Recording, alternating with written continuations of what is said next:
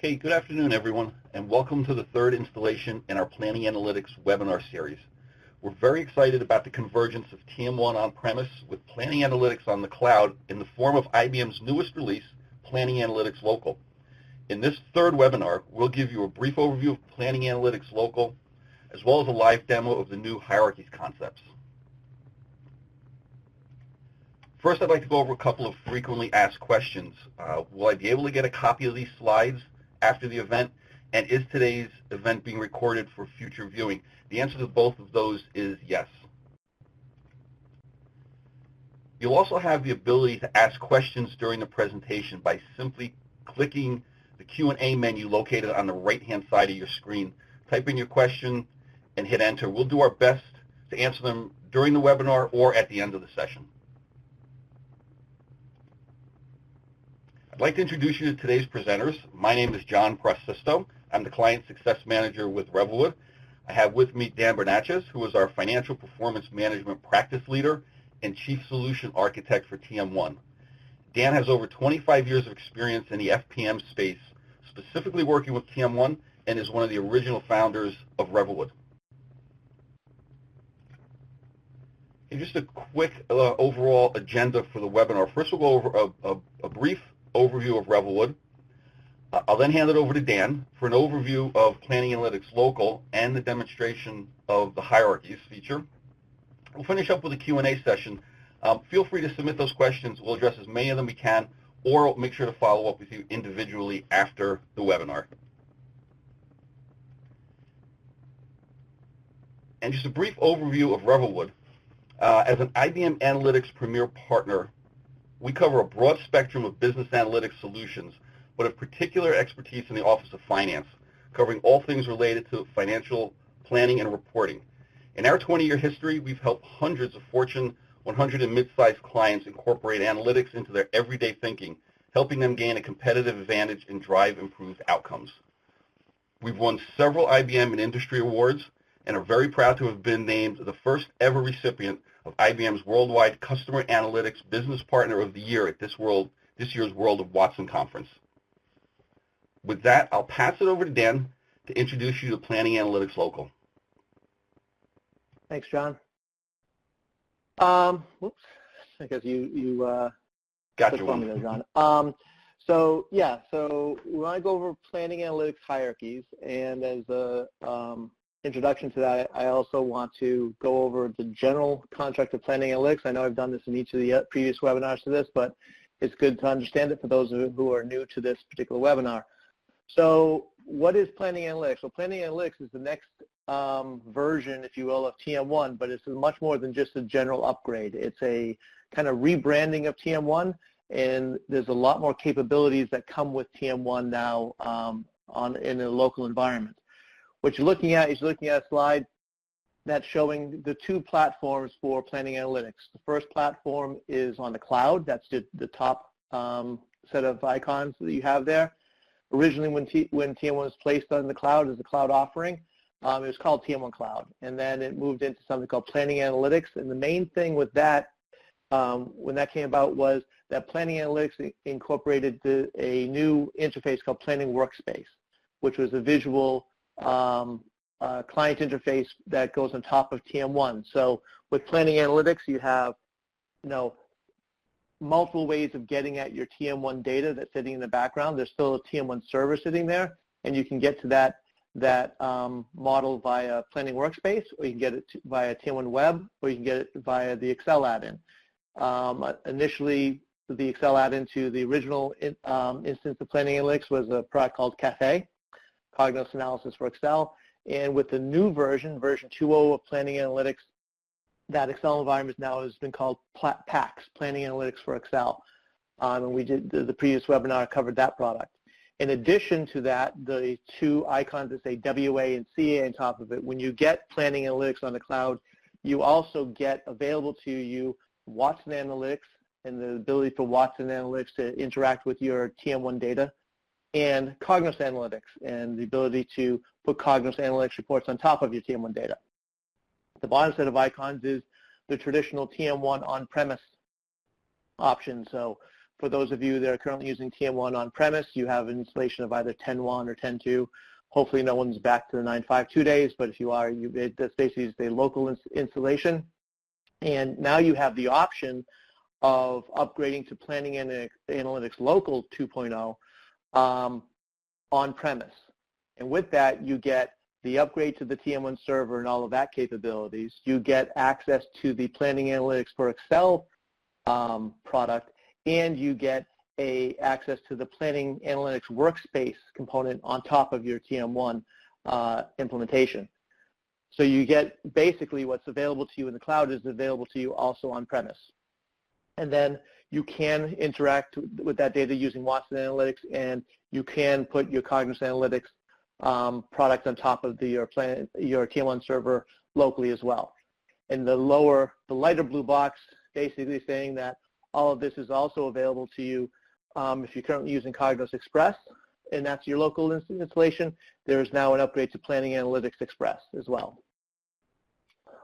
Hopefully that gives you a good idea of what's available to you either on cloud or on-prem with Planning Analytics 2.0. And now we want to kind of jump into the capabilities with Planning Analytics 2.0 and specifically focusing on hierarchies.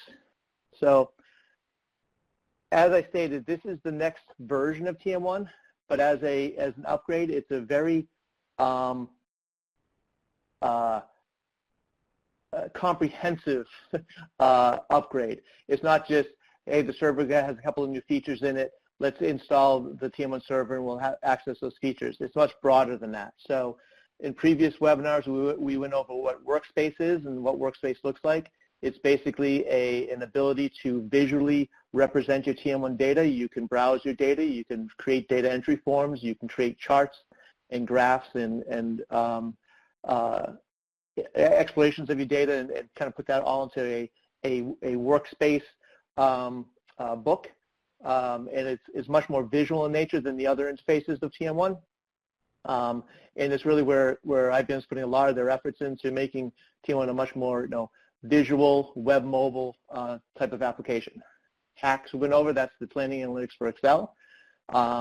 It's been optimized to work over the with a cloud-based server, so there's no longer a need for implementing Citrix environments and so on to connect to your TM1 server. PACS will work with a server locally or over the internet, so that's why PACS works as with TM1 in a cloud environment. So the interaction and the performance is good enough for that to occur, unlike the current TM1 Perspectives environment, which doesn't work well over a wide area network or as a cloud-based client. And today we're here to talk about hierarchies. And what hierarchies are, a lot of people have come up to me and said, well, TM1 has always had hierarchies. You always had the ability to put multiple hierarchies in a dimension. And though the word for this feature is called hierarchies, it's a very different way of thinking of hierarchies. What a hierarchy is it's taking a dimension and creating multiple looks of that dimension without having to create them as separate dimensions themselves. So we can turn an attribute into a dimension. So if you have a dimension like a product, and the product, all of your products have attributes of, let's say, color, and you wanted to create a dimension of color, you can actually create that without physically creating another dimension and a cube with an extra dimension in it, but it allows you to create multiple dimensions of the elements of a single dimension and allows you to analyze across that dimension without building out the cube. And it's probably the easiest way to just really describe it is to show you. But what it's going to allow you to do, it allows you to kind of rethink how you design your TM1 models, because now rather than designing saying, well, how many dimensions do I potentially want to analyze by, and a lot of those dimensions tend to be attributes attributes of these core dimensions. There could be an attribute of a customer dimension, an attribute of a product dimension, as I said, and you'd create these many, many dimensional cubes. You can create physically smaller cubes, but still allow for that multi-dimensional analysis. It allows you to look at these dimensions across each other. So we'll be going into that. It's a very powerful concept. Now with hierarchies, since they are a different way of visualizing a cube, it is only your only capability of analyzing a cube using this new feature called hierarchies is via the Planning Analytics Workspace environment or via the Planning Analytics for Excel environment. Okay, so moving right along. So kind of went into this a little bit in the previous slide. So with hierarchies, you can create smaller cubes, so there's a lot of RAM savings. So rather than having duplicate aspects of your data, you have one cube for inputting data and another cube for analyzing it across multiple dimensions. It can save you from having those multiple copies of data, so there's a RAM savings to it. It can make the query performance much faster because the TM1 server, again, is not dealing with multiple dimensions. In the end, it's just dealing with different ways of looking at the same dimension. And it's a tremendous amount of flexibility, and that will be shown as you go through the demo. And lastly, this is kind of standard to the OLAP community and the MDX community. So TM1's been a little bit behind the times on that one, but the implementation that they've done with hierarchies I find to be extremely flexible and extremely easy to use. But it does give a capability that was just never existed before. Just kind of continuing on. So the concept of what a hierarchy is. So imagine you have a TM1 cube that has a stores dimension in it. In this case, we have stores rolling up into where in the state they are. Now, these three stores roll up into Quincy, X, Y, and Z. The stores A, B, and C roll up into Boston. The two, Boston and Quincy, roll up into Suffolk County, which all the counties roll up into the state of Massachusetts. Great, so I have a store dimension that I can look at from a kind of a geographic standpoint. But what if there are other attributes to these stores?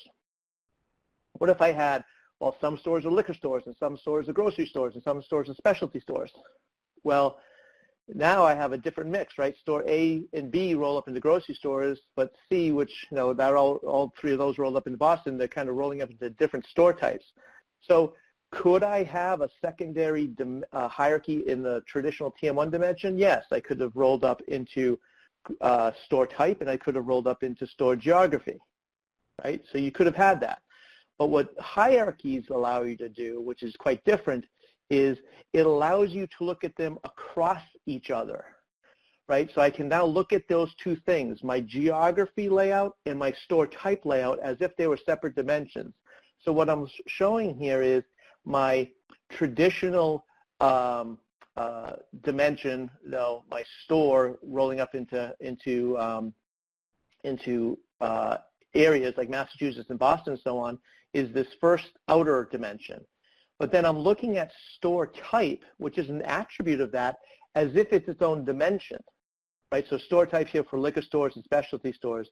And then let's say I had another type, like the city is a store within a city, or is it suburban, or is it rural? I can have another attribute off the store and look at that as its own dimension. And though these are all currently being shown as if they were on the same axis, I can actually take store type and make it my column axis as well. These are independent dimensional views of the same dimension, right? Independent hierarchical views of the same dimension. So it's a very powerful component that we've never had before.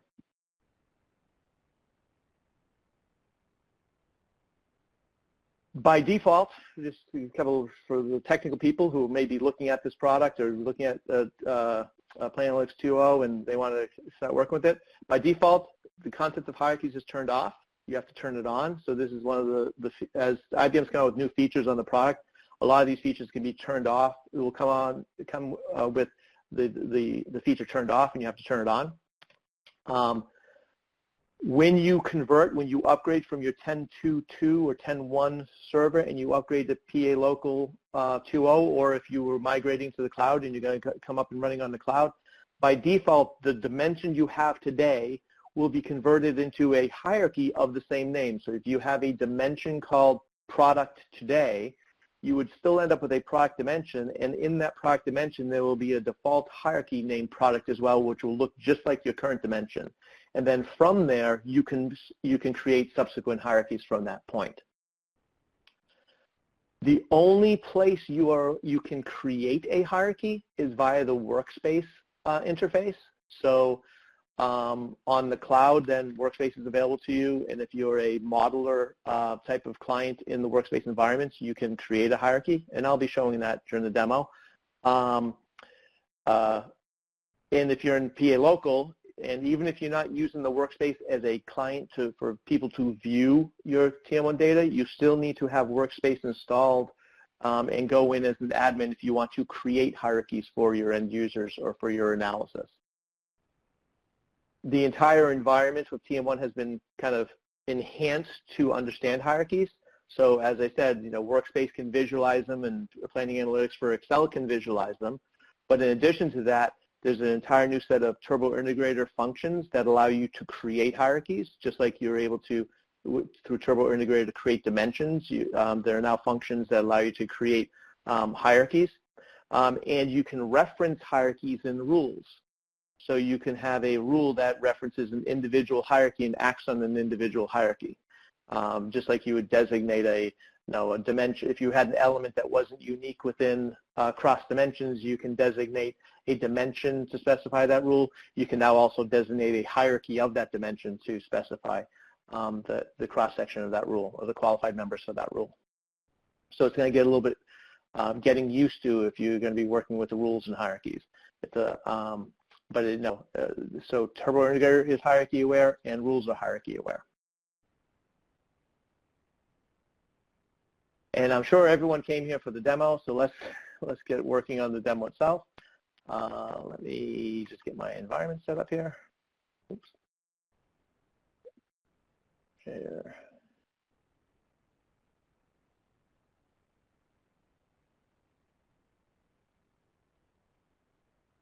Okay. John, just confirm that you can see my Planning Analytics environment? Yes, I got it, Dan. Okay. All right, so I'm in Planning Analytics Workspace, and I am connected into an environment. As part of that environment, we have a TM1 model called car sales. So I'm going to go in. First, I want to show you visually what this looks like, and then I'm going to show you how you can interact with it and how we can maintain it and so on. So first, I'm going to go into Planning Analytics Workspace book. So for those of you who've never seen Planning Analytics Workspace, this is just an interface that allows me to visualize the TM1 data. So this is like a cube browse, if you will, of the TM1 data itself. And we've pulled off the dimensions that I can analyze by, or that's driving this cube. And these charts are cube browsers as well that have been turned into visualizations. And all these objects are linked together. So as if I change my engine type to a 1.8 version engine, I'm going to, my charts and my grids of information updates as well. So what am I looking at here? Well, I'm looking at, we sell cars, right? So we sell different types of cars. So these are different series of cars that we have. But cars also have attributes to them. They have colors. They have a customer target type, and as an economy class car and so on. I have different engine sizes in my cars, and I have different engine types. So these 4 dimensions here, right, are attributes of my primary dimension, which is my product, my cars here. So, but notice that I can analyze across these things, right? I can look at performance, and what I'm looking at now is I'm looking at all the products that have a performance attribute set to them. That those numbers are what's appearing here. If I want to look at all the black cars that I sell that have a performance engine in it, and I can look at each of these things independently. Right? Oops, I guess it picks cross-section that doesn't have any data. So what's back here? So I'm actually going to open up and look at the cube that's sitting in the background. So this is my cube. It's called car sales. And the dimensions, the true TM1 dimensions that are part of it are account, product, region, time, version. And in my product dimension, if I open this up, you'll notice that my product dimension then has hierarchies built into it. So my color hierarchy is an independent dimension, if you will, or independent roll-up structure from the product dimension itself. My primary product dimension is, as I said, when I create a dimension from version 10.2, as it comes over, I'm going to get a hierarchy with the same name as my dimension. So as this was converted, we had a product dimension. It created a default product hierarchy within it. These other hierarchies, though, were created using the attributes of the individual products. So hopefully you kind of understand that. To give you a better idea of that, I'm actually going to go into the Explore Data concept. So again, this is the same data, and this is just kind of an interactive browse. We kept it more interactive. We didn't pull the objects off of it. And this is the same thing, right? So I have my region. In this case, I have my region going down, and I'm looking at my products and the different hierarchies of my products on my, as page level selectors, and I have time periods as my columns. But if I want to analyze this, I can look at my engine size. I can drag that down to my columns, and I'll pull out my time periods to give you a better idea. So here are my engine size. But now I'm going to take another hierarchy of the same dimension, and I'm going to replace my region dimension here. And now I'm analyzing colors across engine type as if they're two separate dimensions, but they are just attributes of the same dimension. So hopefully you can understand the power of this. It's quite a powerful concept built into it. So your next question probably is, well, how do you maintain this? And I'm actually going to go and show you. So I'm just going to open up a new window, make it a little bit easier to work with, a blank window. So when you're working with a dimension, right? So if I'm in here and I want to work with my product dimension, from Workspace, if you are set up as a modeler type of user, which I am logged in as a modeler type of user, when I right-click on a dimension, I have the option to edit the dimension. And I can create a hierarchy out of it and so on. So I'm just going to do an edit dimension. This tells me that any changes I make to the dimension in this interface are immediately applied to the dimension itself. There's no save concept. It's immediate to what we're doing. So right now I'm just going to make the window a little bit bigger so I'll make it a little bit easier to see. So what I'm seeing here is I'm using the car sales model. I'm in the product dimension, and within the product dimension right now I'm showing the product hierarchy. So that's what this is. If I want to change my hierarchy, I can look at my color hierarchy. Right, so that's the color hierarchy that was previously built. I can look at my engine size hierarchy. So this is my engine hierarchy that was previously built. And I can also look at my leaves. By default, you will have a hierarchy called leaves. These are all the N-level elements of your model itself. So I'm just going to keep it like that. And then over here, I can show the attributes associated with this hierarchy. So I click on the little, people have been calling that the price tag over here. And that will show me the attributes of the hierarchy, the attributes of the dimension. So here are all my N-level elements. And as you can see, I have my color attribute, I have my engine type, my engine size, my product type, my location.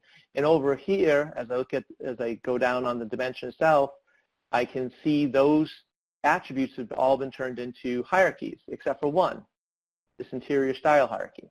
So one of the options in this interface is I can, via right-clicking, I can take an attribute and I can create a hierarchy of it. So I can just click here, I say interior style, and I can create a hierarchy. I click OK, and as soon as I do that, I have an interior style hierarchy.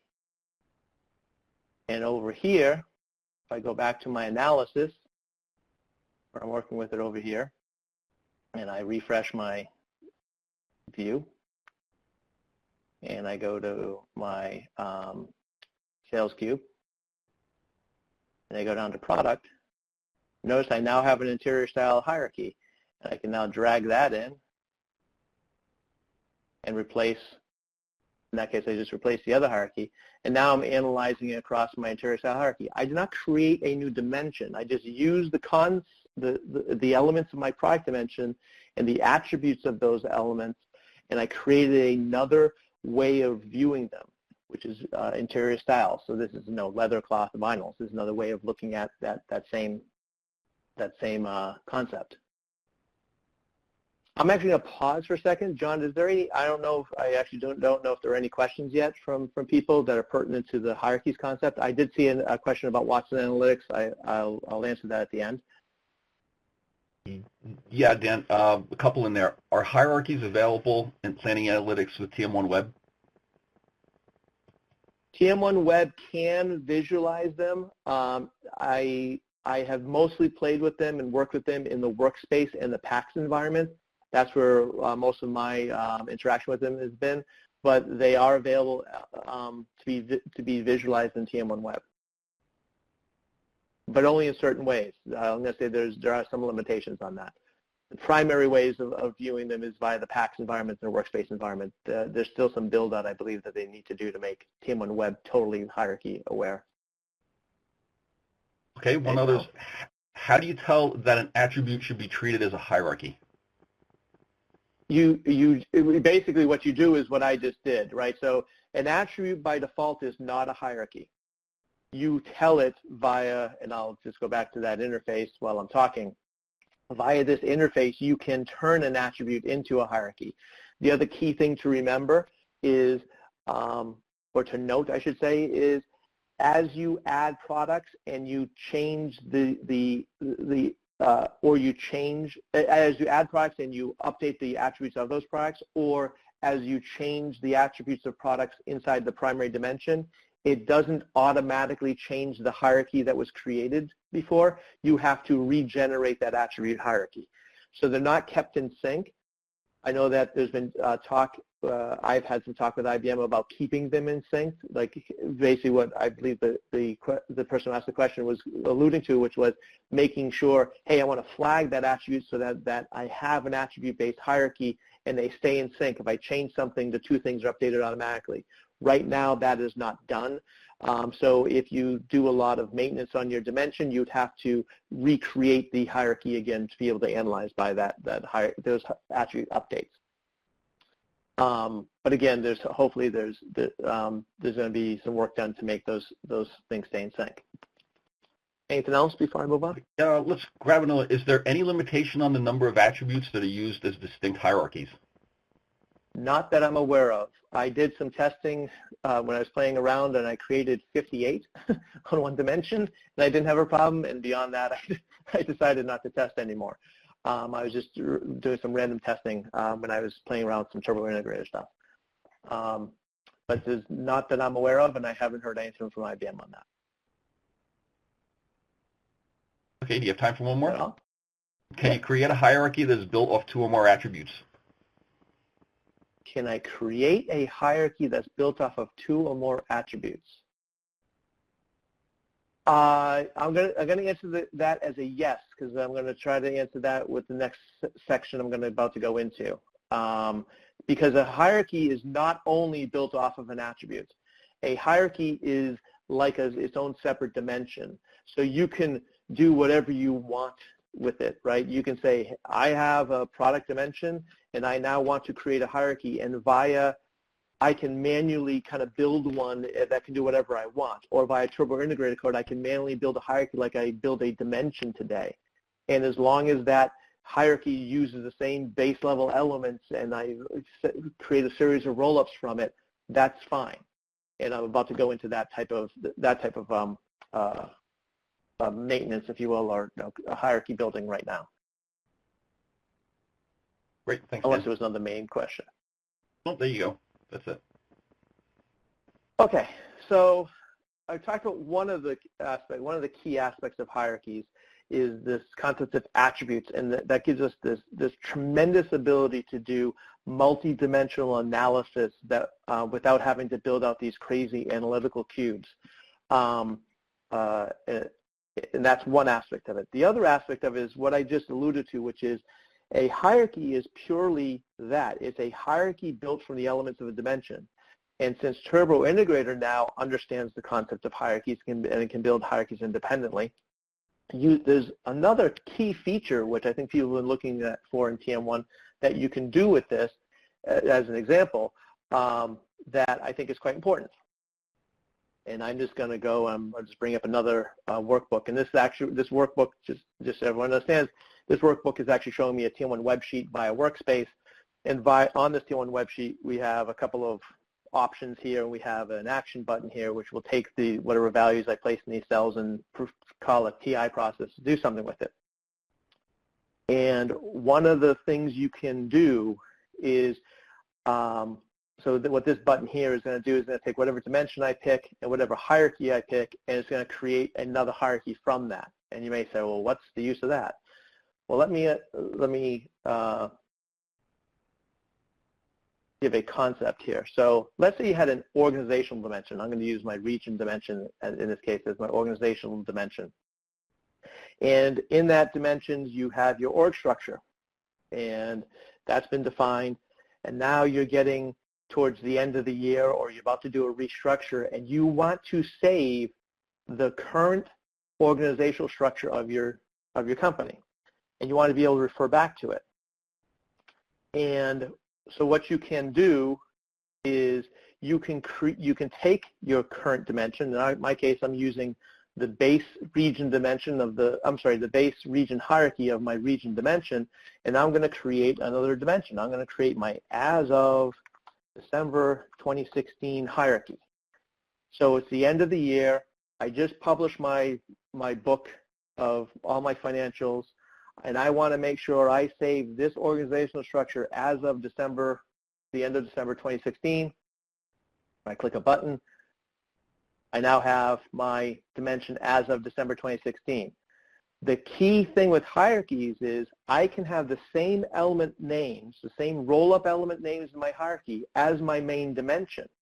I no longer need to create what people used to do in TM1 is they would say, well, I'm just going to create another hierarchical structure in my current dimension, but I need to uniquify it, so they put a suffix or a prefix of it saying, December 2016. I'd have total company, December 2016, and line of business A, December 2016. And you do all the suffix things so that all the elements are unique. That's no longer necessary. Right? I just took a region dimension, and I created an as of December 2016 dimension. And now, if I go back into my model, and I'm looking at, and I'm going to do a little bit of a refresh, and I'm looking at my car sales and my region dimension. I now have a hierarchy that I can look at as of 2016.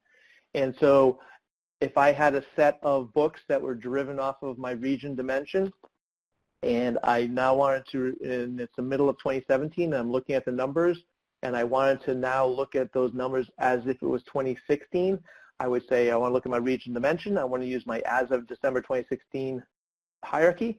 And now when I look at total company, or I look at line of business A, or I look at subtotal 52, or whatever it is, it's going to be as of the roll-up structure at that point in time when I saved off that hierarchy. So I can do dimension versioning. That's what I'm calling this, is dimension versioning. As of, and I can also do attribute style hierarchies, like I showed before, using the interior style of my product dimension. Two very powerful concepts, and that were never really available to you before.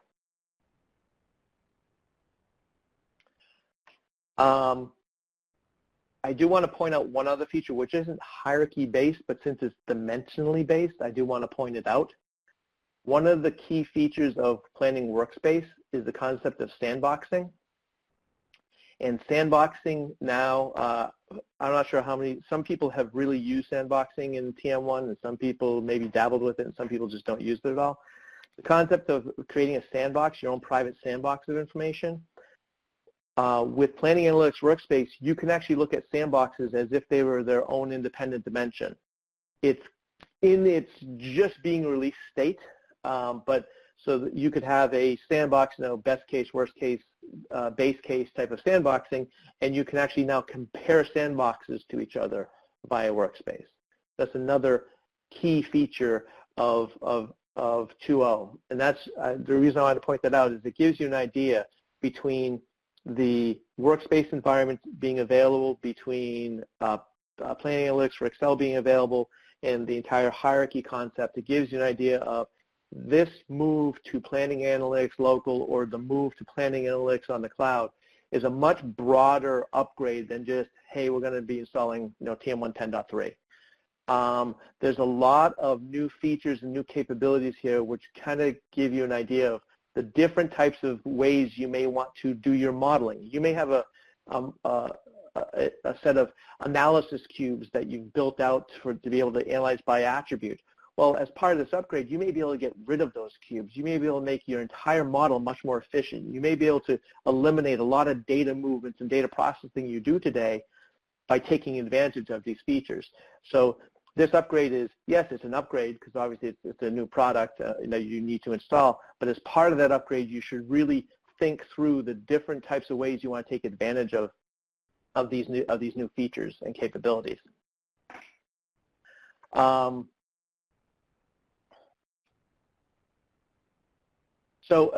the other thing I want to point out is, back here over in this hierarchy admin, so this button here, which kind of kicked off a TI process, that TI process was using those new hierarchy-based functions to build out that hierarchy. So for anyone that's done TurboIntegrator programming, you understand there's a bunch of dimension-based function calls that are available to you to add elements and to add types of elements as consolidations and put weightings on elements so that whether an element rolls into and adds to its parent or subtracts from its parent and so on. There is another entire set or duplicate set of function calls that are hierarchy-based, and they basically perform the same functions. It's just as part of that function call, you need to both give it the dimension name and the hierarchy name for them to work. So it's pretty easy. If you know TurboIntegrator programming today, it's not a huge leap to get from working with dimensions to working with dimensions and hierarchies. It's not like you're reinventing the wheel. It's just that because there's a new capability or a new parameter in essence that you have to pass the functions for the hierarchy name, there's just been a new set of function calls that have been made available to you. So hopefully that was that's understood. Yeah, I have one question that came up around this, sure. if I could, asking if rules apply the same way to the as-of hierarchies. So as I said before, so if you don't specify a hierarchy in a rule, right? So if you were just converting your system and you just took your 10.2 system and you upgraded it to Planning Analytics Local or Planning Analytics on the cloud, the rules would go against the base dimension itself. But you can change your rules or alter your rules so that they reference a hierarchy as well. Remember, I think I know where somebody was alluding to with this. When you build a hierarchy, and let me see if I can show it here. So when you build a hierarchy, the base level elements are all there. So, and the reason I'm going down this path is so that you understand what's going on with the rules. So I created this interior style hierarchy before. And if I look at the members of that, I have this, because it's hierarchy-based, what it really is you end up with a total parent, all interior style, or all the name of the attribute that's automatically created. And then the children of that are all the attributes, the values of the attributes that were part of that dimension. But below that are all the n-level elements of the dimension that had that attribute. So in essence, all hierarchies in the end have all base level elements. So if your rules are all n-level based, then it all works. It's only really when your rule is referencing a C-level element that's specific to a hierarchy that you want where you'd have to alter your rules to reference that individual hierarchy. I hope that was well enough explained. So if you're just doing n-level rules, it doesn't matter because n-levels, so the base level elements, cross all of your hierarchies. It's only when you get into C-level rules where it really gets to be potentially an issue, and it really depends on the types of rules that you have embedded in your model. And again, hopefully that answered the question, and hopefully I interpreted what people were asking properly. Thanks, Dan. Okay, that's it. So, I mean, that's hierarchies. Hopefully this gives you an idea of the power of it. And again, it's going to change your way of modeling. It's going to change your way of approaching life. So I want to get back out to the presentation.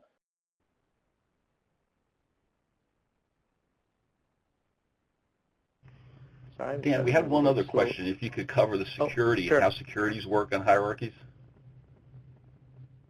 How security works on hierarchies. Oh, that's a very good question.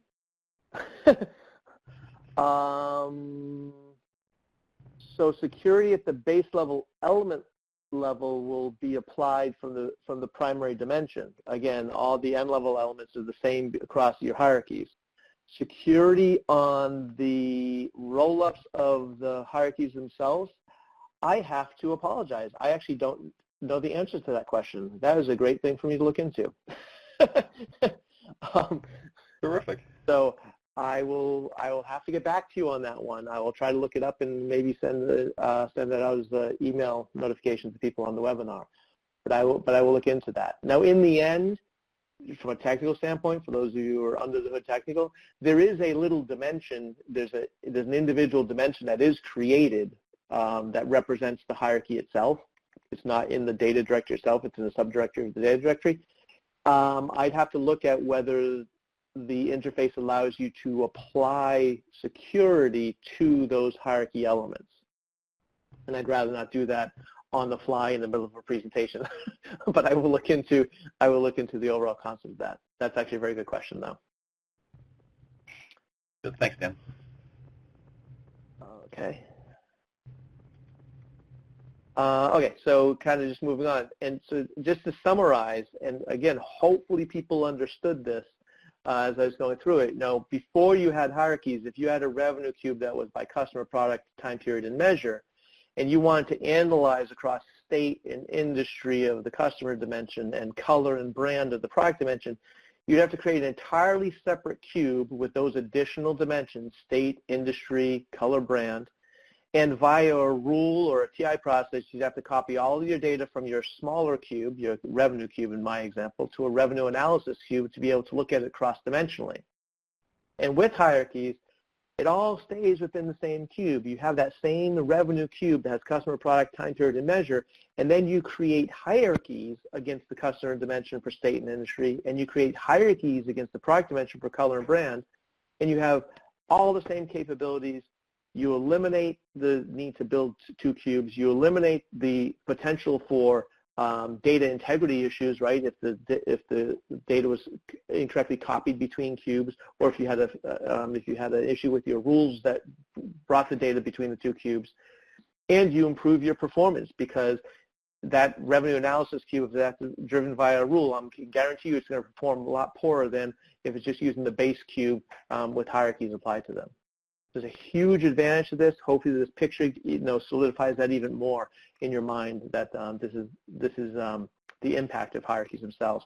And it may give you an idea of like where you might be able to take advantage of hierarchies in your current model or where you can eliminate a lot of inefficiencies that you have in your current models as you upgrade. And then you have what I talked about before, which is this concept of hierarchy versioning. This has been a desired concept of TM1 for many, many, many years. There are many reasons why you need to do this as you go through a restructuring, or if you're using TM1 for your financial reporting and you need to capture your org structure at the end of a month or an end of a quarter or an end of a year or whatever. And in the old world, you'd have to create this unique concept between your two hierarchies. Again, all of that goes away. It's a very powerful component to that. So it's a great way of creating versions or timestamp versions of the structures that are built into your dimensions. I actually may be ending, or I've never ended a webinar early, but I think I may be ending a webinar early. So before we get there, I just want to know, is there any other questions? And I'm looking at one. Can there be levels in the attribute hierarchy, say dark and light colors? Yes, you can have roll-ups in your, you can have multiple levels within a hierarchy. If you purely create an attribute hierarchy the way I did with right-clicking on an attribute and saying create hierarchy, it will create a 3-tier hierarchy. It will take the base level elements, roll those into the attribute applied to those base level elements, and roll those attributes into an all total.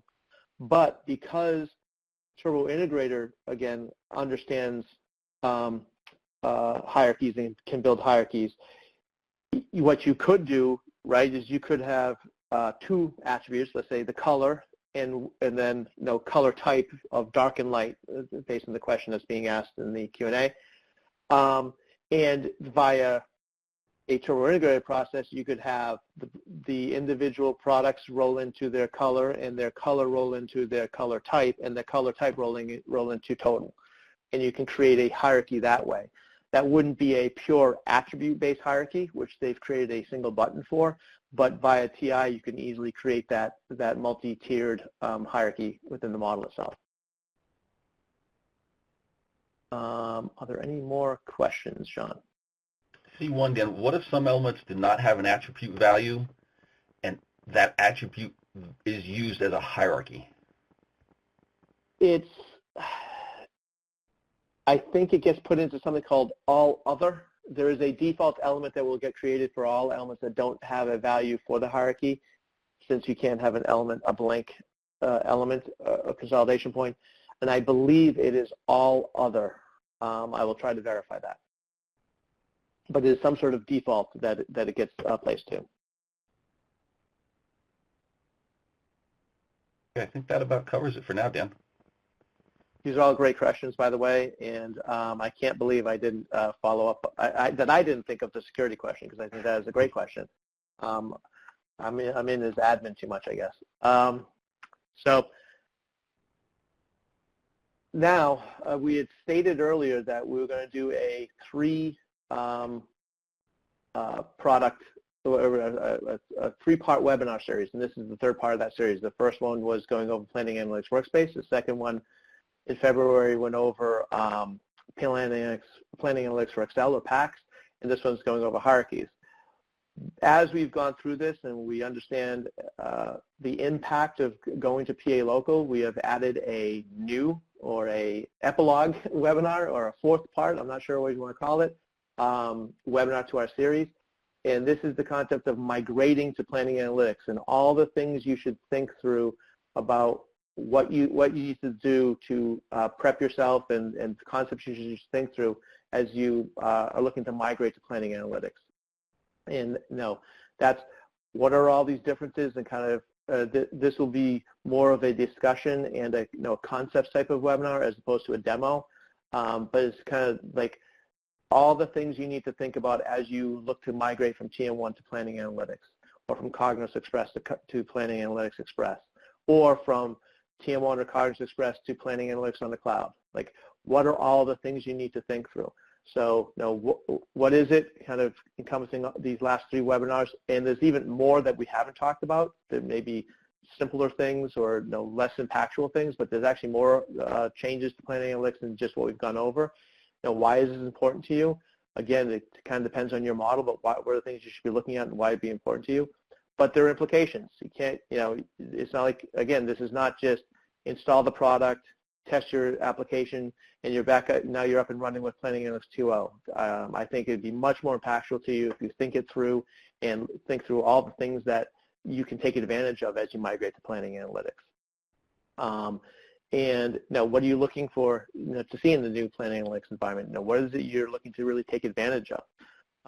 One of the key things is actually something that's been in the product for a long time that a lot of people don't take advantage of, which is the entire concept of the metrics cubes that TM1 has. And with Planning Analytics Workspace, you now have this phenomenal ability to visualize the metrics cubes concepts and strategy maps. And Workspace gives you a great way of visualizing that and working with metrics cubes that you might have proved difficult in the past. So there's a lot of things you should think about. So yes, we're going to have another webinar April 5th at 1 o'clock. It'll be hosted by yours truly. And we are looking, hopefully you found the first 3 parts of this webinar series useful to you, and we're looking to kind of wrap it all up into a nice bow with the next webinar to get you really excited and really thinking about what you should be doing to migrate to Planning Analytics itself. Great, thanks, Dan. And everyone, just a quick reminder, the previous webinars that Dan was talking about are on Planning Analytics Workspace and PACS, as well as this current webinar will all be recorded and sent out to everyone for your viewing, record whenever you'd like. So you'll get the links to all of these. And please do plan on joining us in April for the Migrating to Planning Analytics seminar. We look forward to seeing you there. And any of the questions that did come up, we'll pull together and we will get out to you after this webinar as well. Thanks for your time this afternoon, and I hope you found this useful, and we'll look forward to seeing you on the next one in April.